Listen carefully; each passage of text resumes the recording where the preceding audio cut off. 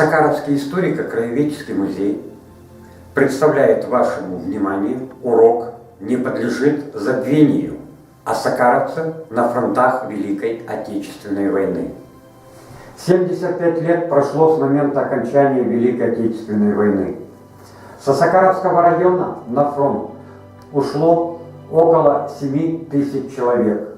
Погибло, умерло от ран, пропало без вести 3200.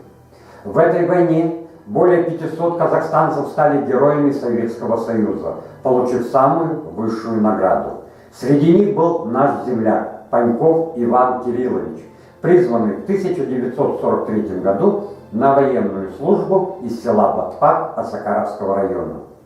Началом Свирско-Петрозаводской операции стало форсирование реки Свирь войсками 7-й армии 21 июня 1944 года. В этот день после авиационной и артиллерийской подготовки первыми переправили через водную преграду 16 комсомольцев-гвардейцев. С разных мест десантники бросились в воду к заранее подготовленным плотам и лодкам, на которых были установлены чучела, имитирующие солдат и офицеров, а также макеты пулеметов, минометов.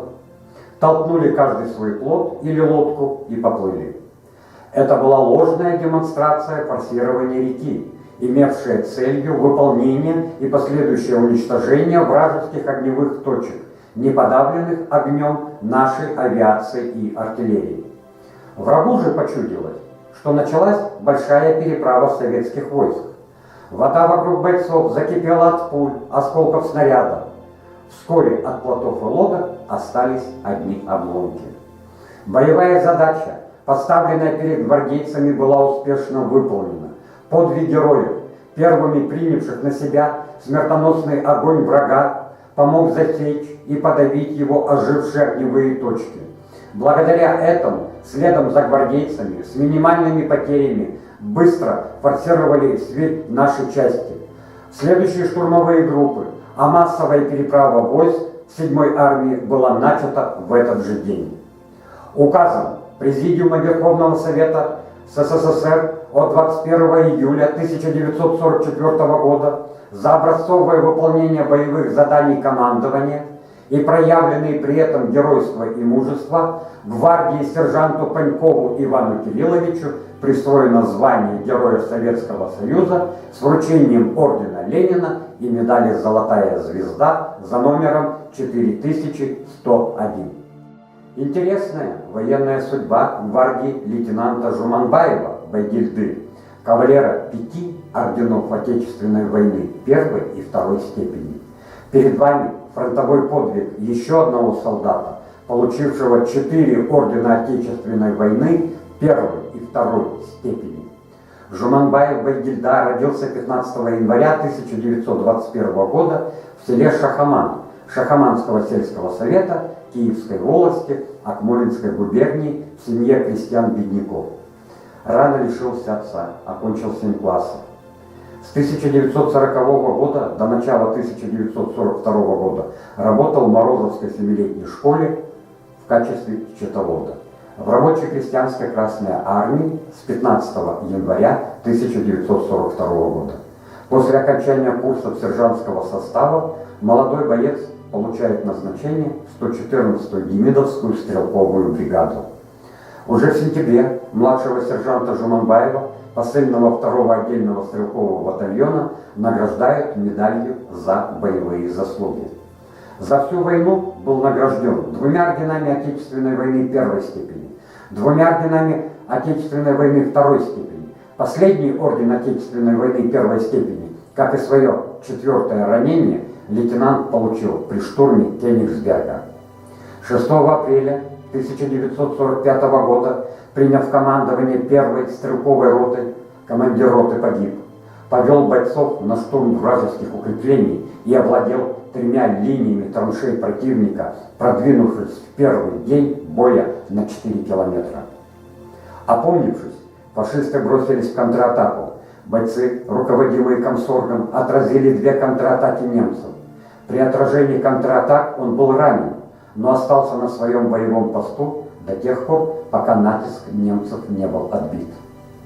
Командование полка за этот подвиг предоставило молодого лейтенанта к ордену боевого Красного Знамени, а в приказе по 5-му гвардейскому стрелковому краснознаменному корпусу от 27 апреля 1945 года за номером 0165 наградили вторым орденом Отечественной войны первой степени. Кроме того, гвардии лейтенанту Жуманбаеву, как участнику боев за овладение городом, крепостью Кенигсберг, приказом за номером 333 Верховного главнокомандующего маршала Советского Союза товарища Сталина объявлена благодарность и вручена медаль за взятие Кенигсберга. В фондах Осакаровского историко-краеведческого музея хранится пожелтевший от времени наградной лист на красноармейца Татарникова Марка Петровича. Цитирую его полностью. Красноармейцу Татарникову Марку Петровичу за честное и добросовестное выполнение своего долга в борьбе с немецко-фашистскими войсками, за проявленный героизм и отвагу в боях по овладению городом Берлин, награждаю вас ручными часами марки Сильвана. Печать и подпись красным химическим карандашом маршал Советского Союза Жуков Георгий Константинович от 16 мая 1945 года. У артиллериста, старшего сержанта Греченюка Владимира Ильича, к завершению Великой Отечественной войны было 5 награждений медалью за отвагу. 5. Это как же надо было воевать? Это через что надо было пройти? У солдат медаль котировалась. Она была первой советской боевой медалью.